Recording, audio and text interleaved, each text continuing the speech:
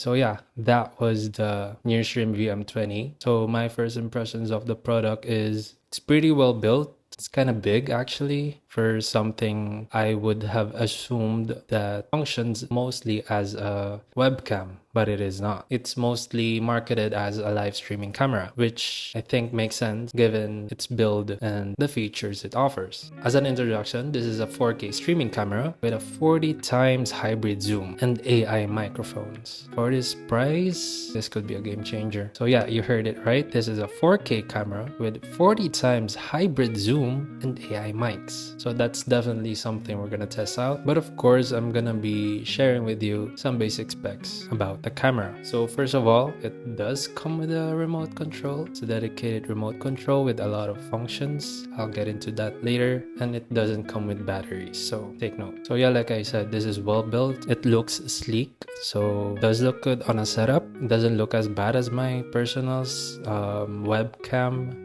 for my PC, but I don't actually use that anymore. I mostly use my laptop's camera, which I will show you comparison of how it looks, as well as the microphones from my MacBook to the NearStream microphone as well. So it's gonna be a NearStream setup. So NearStream do market this as a home setup with a streaming camera and the microphone.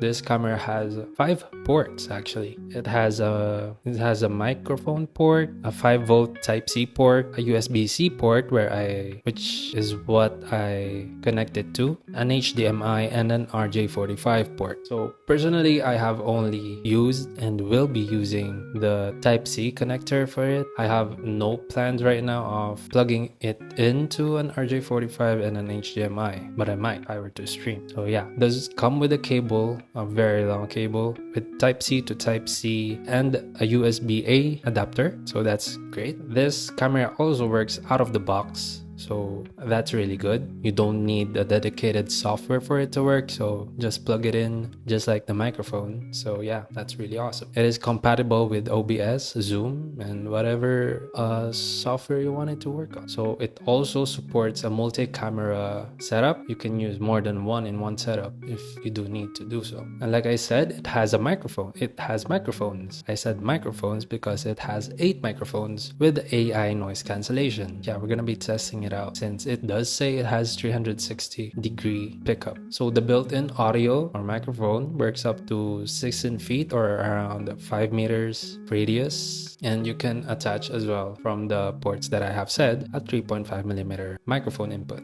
Also an important thing, since it is a camera, it is a 4K 30 FPS streaming output camera. For a beginner, that might be big, but nowadays that might be the benchmark of how your streaming camera should look like if you were to stream. It is a 5 megapixel CMOS 1/2.8 Sony Starvis sensor. So it has 10 times optical zoom plus 4 times digital zoom. So that's why it is a 40 times hybrid zoom. It has autofocus with its face detection feature, and it does claim an auto framing AI intelligent tracking feature, but from my experience, it doesn't work that well. So besides the remote control and the camera itself, you can order it with a mount. So my review unit did not come with a mount, but I do have the mount with my microphone, and I attach my microphone to my boom arm. So yeah, that works. So the dimensions of the camera is a 5.3 by 3.6 by 2.8 inches and weighs at around 1.3 pounds or 0.59 kilograms. So it doesn't have onboard battery, should be wired, of course. Doesn't have an SD card slot or onboard recording. So mainly it is for live output. So yeah,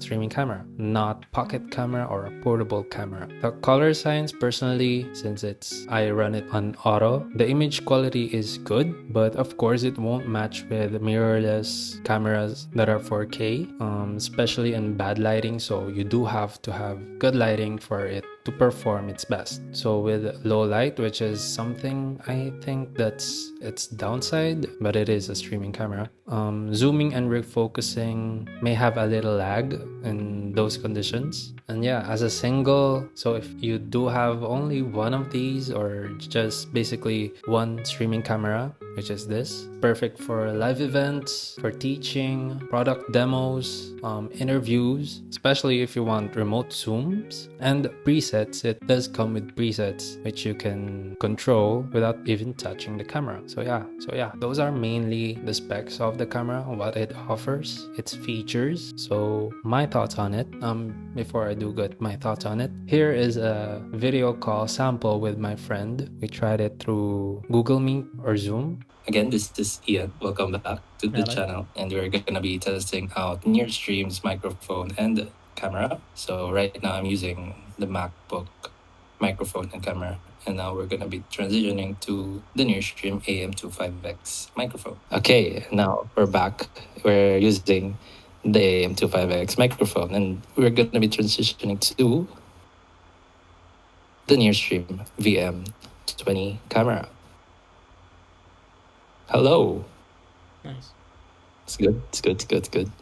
Okay, so this is the whole NearStream setup with the camera and the microphone. And now we're gonna be trying out the zoom feature of the VM20.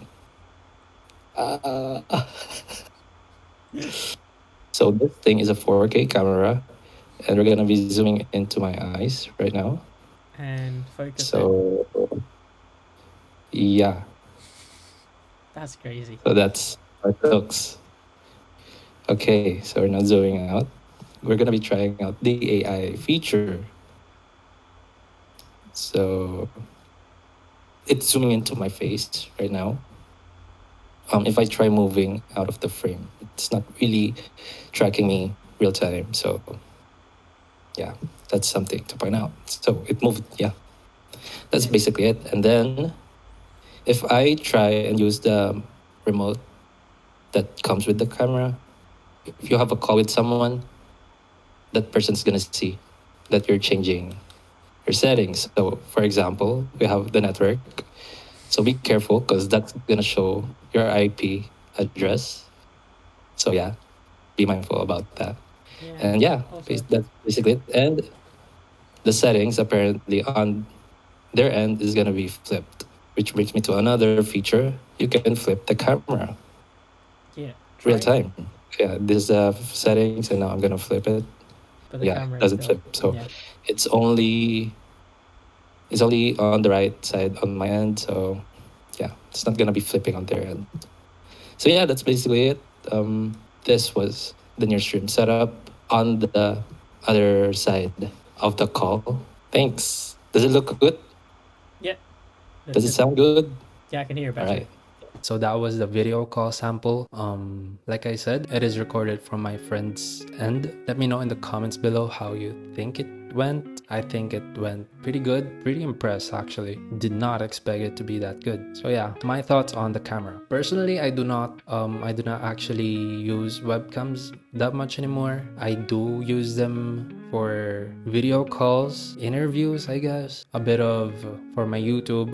Sometimes I use it for reviewing does mean that I use it a little bit less than someone who might be looking for a product like this. But since using it and appreciating how good it works with the features that it has, I'm pretty confident that I will be using this as my main webcam, since I don't really stream, but I do want to stream, but my PC is pretty shit and my laptop doesn't do well with streaming. So yeah, I might actually even be able to use it for recording videos for my YouTube channel. Yeah, it's that good. That's why I'm actually planning to do so. For me, it doesn't have to be exclusive with a NearStream microphone and NearStream camera. It does actually function well with any setup that you have. Built-in mic, since the built-in microphone from the camera does not perform really well, as you may have heard, I would definitely suggest you use an external microphone with it while using it. But it is nice to have a microphone built into the camera itself. Also take note that in low light it will not perform as good, so get a good lighting setup, get an external microphone, and yeah, go ahead and stream it. It will look good, and I'm very surprised and impressed with how the zoom feature works. I did not expect this to be that good with zooming in. I also don't know when, why, where I should be using that zoom, that 40 times hybrid zoom feature, but at least it's there. Very good feature. So of course this is not marketed as a portable camera. Do not expect the best quality. It is priced at around $300 or 15,000 pesos. It is a little bit expensive for my taste, but yeah, I can see this camera be used mainly for streaming events, live streaming, sure, instead of using a mirrorless camera or a webcam that's pretty crappy quality. Yeah, I would definitely consider this. So if you're a streamer, a teacher, you use it, you have live events, content creator, I might actually consider using this for content creation. So it is a very flexible camera. The zoom is very good, quite intense actually. So it offers a lot for its price, even though I personally think it's expensive. Also for podcasting, yeah, I can see podcasters use this. Those are my thoughts on the NearStream VM20. So yeah, if you're looking for a streaming camera that isn't over the board with being a mirrorless one and not as shit as those webcams, you should actually consider using this camera. It might not compare as well with mirrorless ones, but it does its job. Share me your thoughts. Personally, I think it looks good. Let me know in the comments how it looks, I guess. NearStream setup, camera, microphone. Yeah, ask questions. Let me know in the comments below. Like, subscribe. This has been the NearStream VM20. Thank you again to NearStream for sending me this absolutely insane product. It has surprised me yet another time, since this microphone has surprised me as well. Yeah, thank you guys for watching, and I'll see you guys next time. Ciao.